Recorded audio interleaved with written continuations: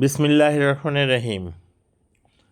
আমি কেশবপুর আসিলাম মাইকেল মধুসূদনের নদের ধারে। আর এই যে দেখছেন, এটা সম্পূর্ণ সব সরকার নিয়ন্ত্রণ করে সরকারি কায়দায় বাংলাদেশ সরকার এইটা পরিচালনা করতেছে। এর টিকিট যা কিছু লাগে সব সরকারিভাবে।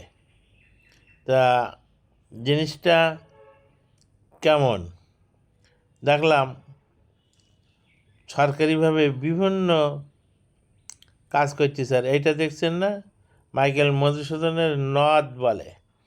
এইখানে একটা শান ছিল, বর্তমানে এখন বালির বস্তা দিয়ে ঝান্ডা নষ্ট হয়ে গেছে। আর ঠিক ওই পাশে একটা বাঁশের সুন্দর একটা ব্রিজ আছে, ওপারের লোক এপারে যাতায়াত করার জন্যে। আর এই নদের ধারে বসে কবি পাবলিকের জন্যে কবিতা পাঠ করাইতেন। সেই নদীটা আছে সুন্দর, কিন্তু একটু খাটো হয়ে গেছে, আস্তে আস্তে বুঝে যাচ্ছে।